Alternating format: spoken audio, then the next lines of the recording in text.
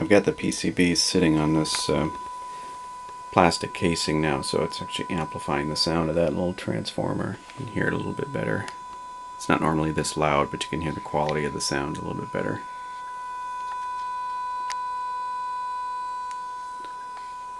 And anybody know where to find these little LEDs? D47 is dead. D is in dead.